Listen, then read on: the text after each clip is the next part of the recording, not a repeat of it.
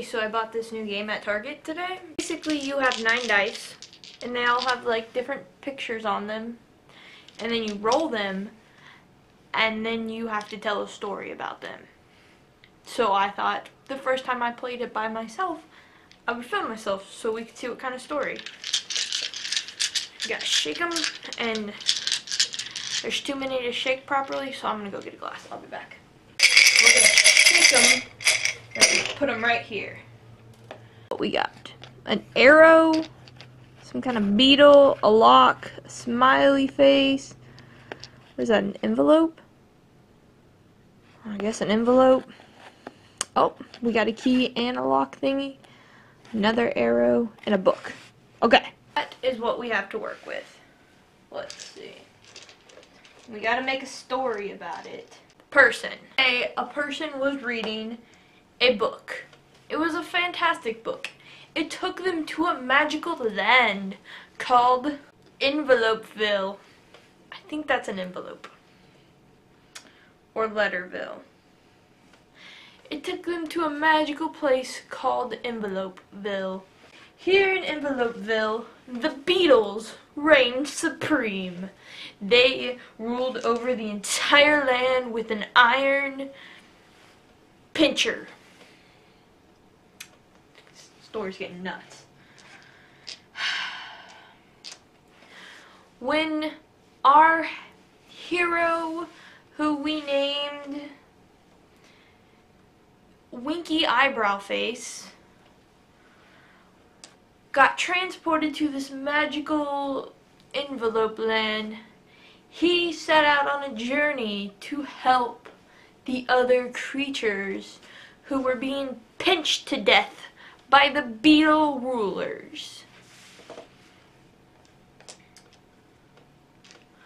When he got to this land, he opened up what he had in his pockets, and he had a baby arrow. It wasn't a full-size arrow, it was just one of those like that you spit at people, just a little baby arrow. And he had a key.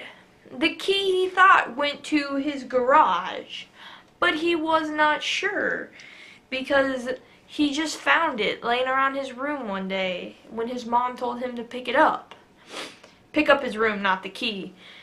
And so he picked up the key and put it in his pocket and then was transported to Envelopeville. So Eyebrow Winky Face was very scared, but he still wanted to help all the innocent creatures that were being pinched to death. He approached this kingdom of beetle pinchers and found that the castle gates were locked. There was no guard. They were just locked. So he wondered why people couldn't pick this lock. And all the other creatures told him there was no way to pick this lock. It was a magical lock. It was this lock, in fact. A magical lock. But of course, he had this key.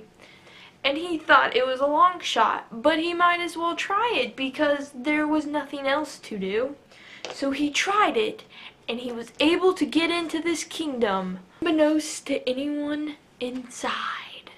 So he snuck in, and he found an arrow that pointed upwards, and it said, "To the court." The court, the Beatles court, like where the king and queen beetle reside. So he went there, and the Beatles attacked him, and he didn't know what to do. So he took his little baby arrow and he flung it at one of them, and they freaked out. They panicked, and they said, "You're the one we've been searching for." And he was like, "Well, I'm just a Winky Eyebrow Face. What are you talking about?" And so then they brought in another box, and it had a lock like this. And they said, "If you can unlock this, you will be the one we have been searching for.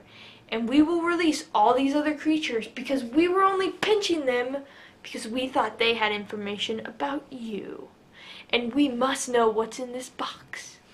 So anyways, suffice to say the key worked. He opened the box. It was awesome. What was in that box? It was a small ring. And, you know, there's no stories where, like, a ring is powerful and can, like, you know, cause total devastation to everyone around them. Right? There's nothing like that. So he just thought it was a normal ring and put it on, and he disappeared. The end.